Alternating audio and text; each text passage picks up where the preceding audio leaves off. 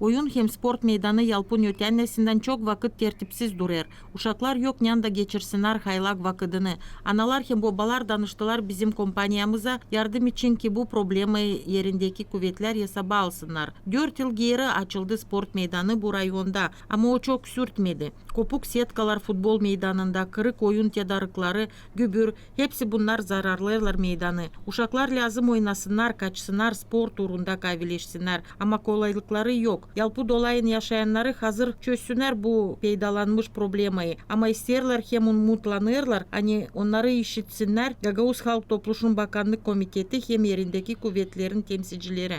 Lazım tertiplesen kendi insan или munisipiyede yok annemeler. Должен seni bu işi yapsınlar. İnisiyativa людей, только инициатива. Belki yapacaklar ama burada zayıflığı primar hem düşünsün bu işi değil bize. Biz ne o bizim işimiz biz.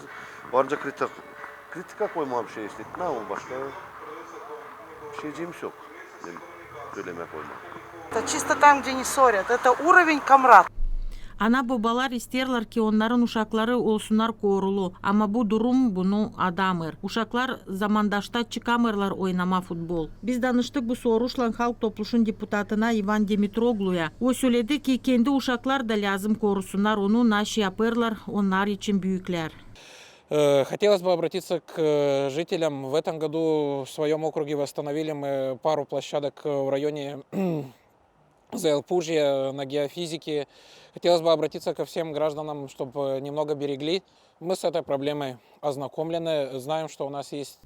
Bu situasıyı ben öğrendim. Kısa vakitte savaşacağız yapma hepsi spor tedariklarına tertip olacak ama da pek yalvarırız. Kendi uşakları dağıtmasınlar gübürü hem kırmasınlar trenajörleri. Bu meydana harcandı çok para. Yaptık uşaklara değin olsun ama onlar kendileri korumurlar naşı var.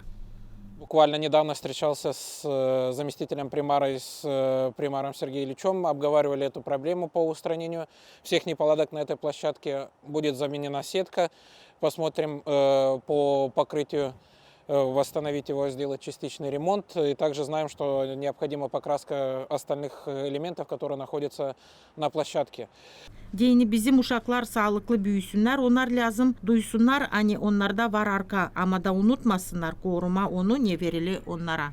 Нашей командой было привлечено очень такие огромное количество внебюджетных средств, и на территории Гагаузия было открыто и построено с более 10 таких различных детских и спортивных площадок. Bizim komandayla Gagauzya'da ondan taziyede sağlık meydanları yaptık. Çoğu onlardan çıkarlar sıradan. Kimi yerlerde yerindeki kuvvetler yaparlar tertip bu meydanlarda ama başkaları ise düzmerler onları. Biz koyduk plana bizim komandayla ilk yaza bulma para da tertipleme düzme meydanları uşaklar için. Yeni yıldan sonra bakacağız ta angı yaşamak yerlerde yapma ta böyle meydan. Мы изыскали деньги и будем ремонтировать данные площадки. И еще в некоторых населенных пунктах уже после Нового года будет определено, где будут построены еще ряд таких детских спортивных объектов. Татьяна Доброва, Федор Чакуста, Артем Топал, ГРТ Haberler.